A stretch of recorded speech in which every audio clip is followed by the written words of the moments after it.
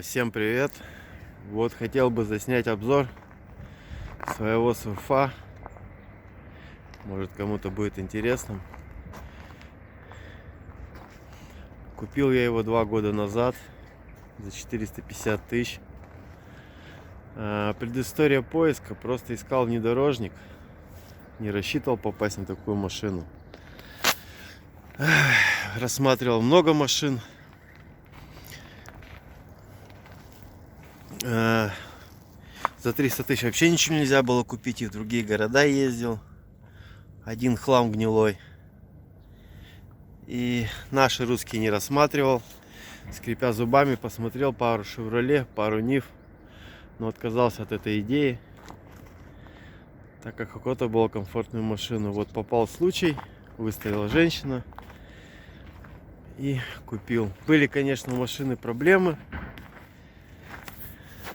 небольшие, но в плане техническом все очень было хорошо. Это машина 96-го года. Технически в отличном состоянии. Рама тоже в идеальном. Комплектация G. Как я почитал, считается какой-то северный вариант. Очень теплая, безумно теплая машина. Я зимой прямо вот он разогреется, печку до минимума убираю, потому что просто невозможно, как он жарит. Такая запасочка у меня тут висит. Все это дело вот так убирается. Здесь специальный крюк, туда ставишь, чтобы она не уходила. Газоупоры стоят. Багажник довольно-таки большой, вместительный. Очень хороший. Пристройки очень мне помогало. Стекло вот это опускается полностью. Я возил лес на нем. Здесь стоит стекло парковки. Комплектация вообще хорошая, G. Я так понимаю, она где-то средняя. Там, по-моему, идет V, G и Z.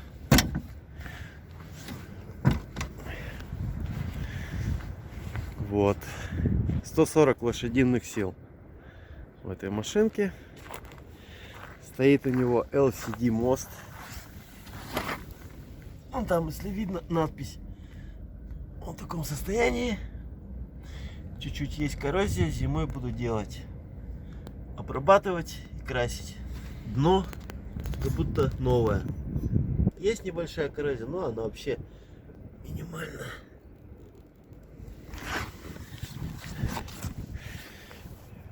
Вот так он выглядит у меня.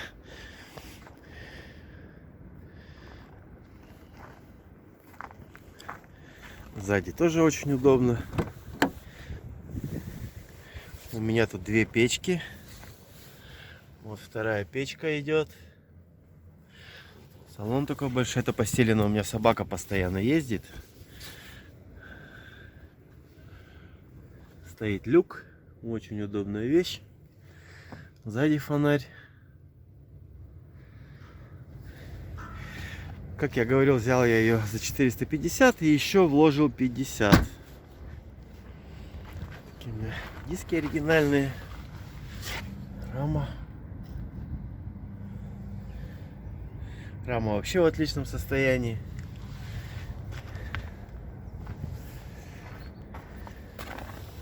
Комплектация неплохая. То есть по комплектации руль в таком диапазоне. Можно регулировать.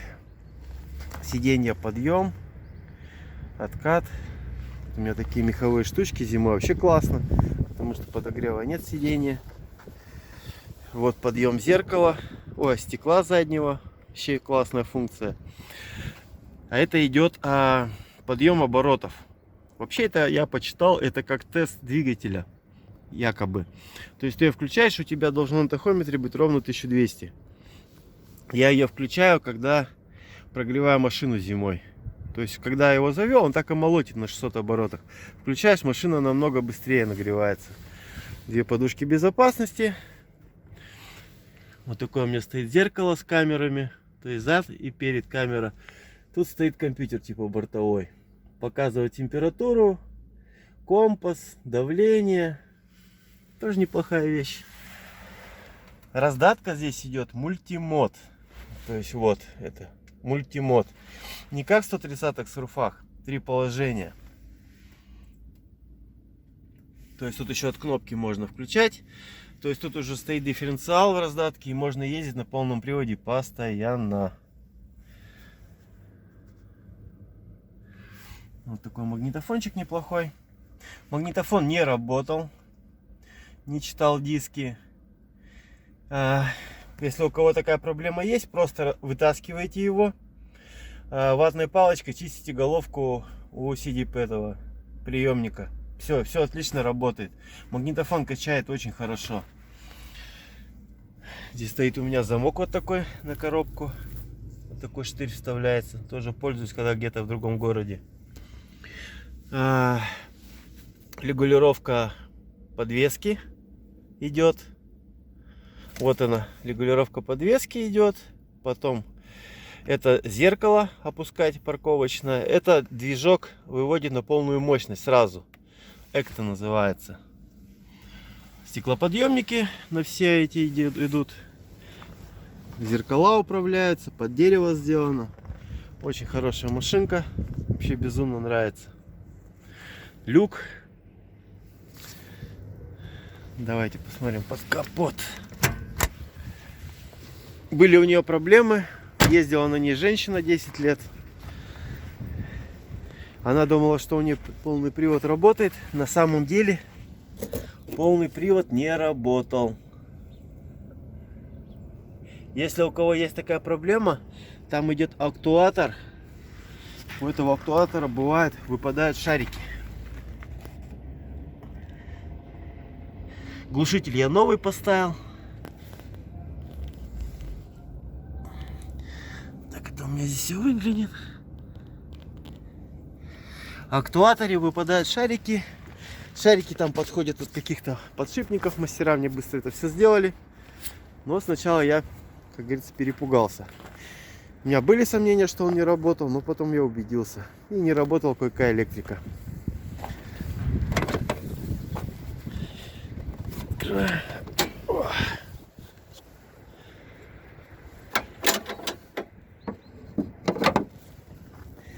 Вот такой двигатель, как говорится, сердце.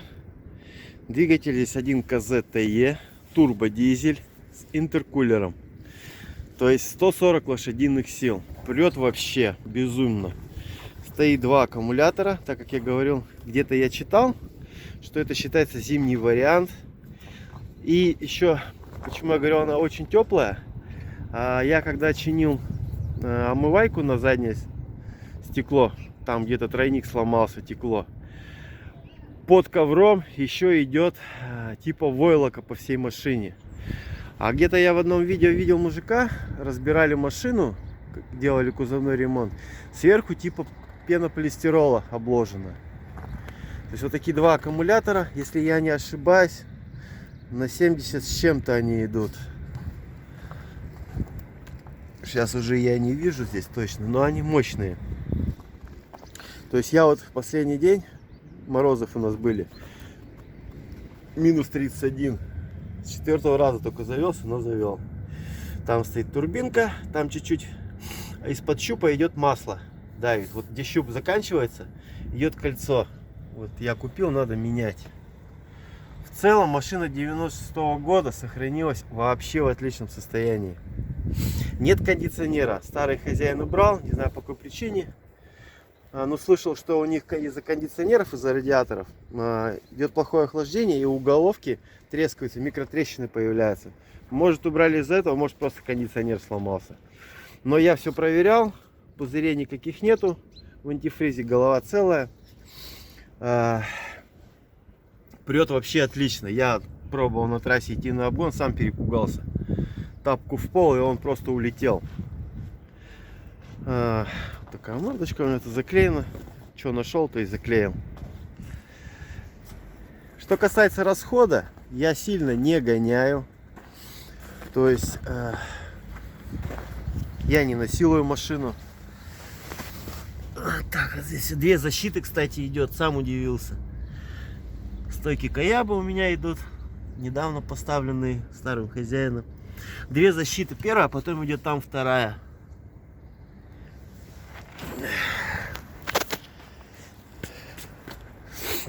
Сильно я не гоняю.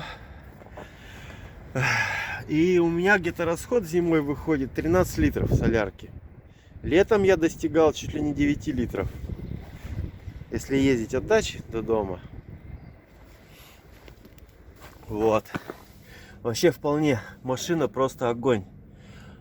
Очень рад, что ее купил. Очень рад, что не купил. Когда искал себе внедорожник, всякий там металлолом. А смотрел я рафов 96-х годов, 95-х. Просто все умотано. И до такой степени, что там даже не восстановить, мне кажется. Смотрел Mitsubishi Ио, Пини. Тоже с виду хорошие, но они все гнилые. То есть за 400-300 тысяч я ничего не мог найти адекватного. Вот это единственный внедорожник мне попался. И то женщина просто перепутала категории. Категории, куда надо было внести внедорожник. Она внесла то ли в прицеп, то ли еще куда-то. Поэтому, когда мы уже оформляли на следующий день эту машину, звонков было просто море. Здесь, конечно, есть куда руки приложить. Буду бампера делать, может новые куплю. Фары хочу более современные. Светит, но не очень. Задний бампер буду делать, багажник буду ставить наверх. Так как у меня есть дача, земля, я много чего вожу. Я практически на нем построил баню, все привез.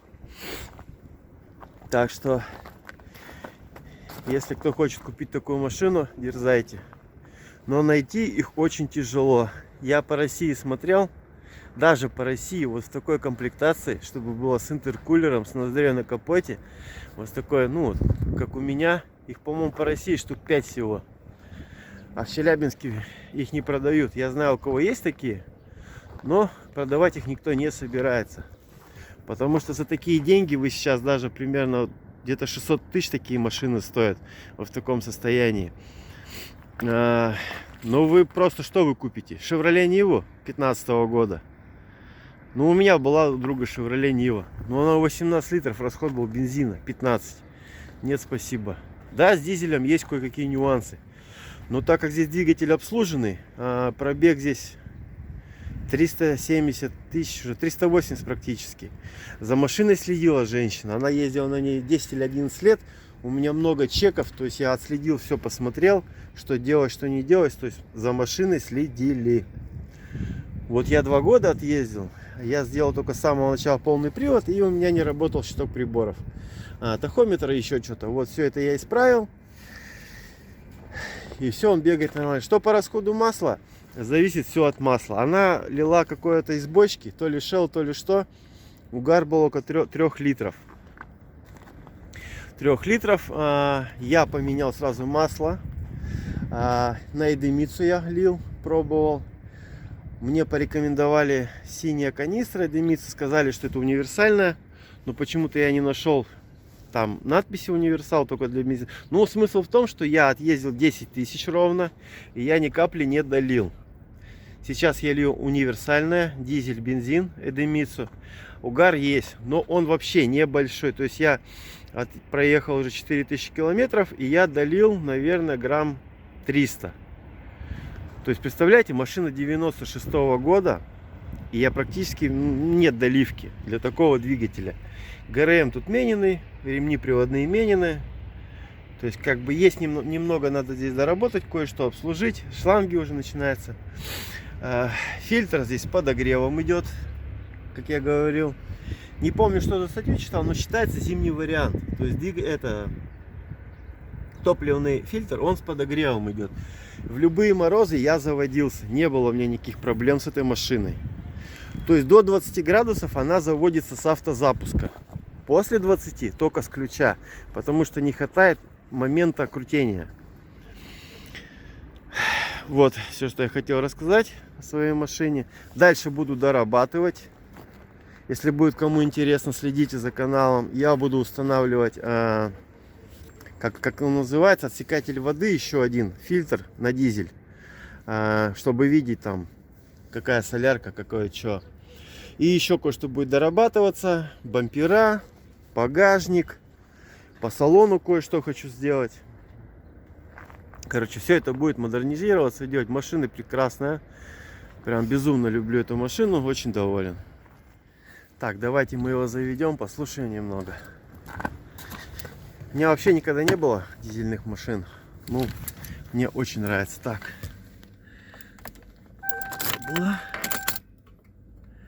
Свеча почему-то гаснет быстро накала. Ну, проблем никогда с этим не было, не знаю, правильно это или неправильно. Все проверилось. Заводится с полтыка.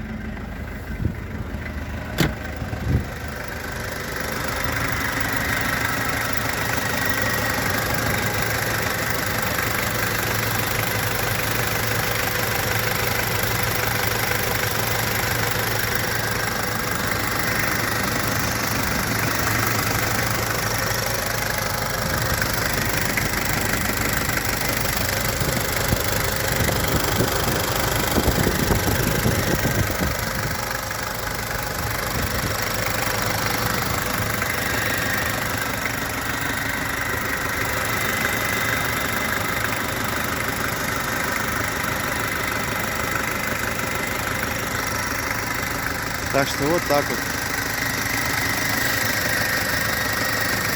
Всем пока. Надеюсь, кому-то было интересно. Подписывайтесь. Будет еще много интересного.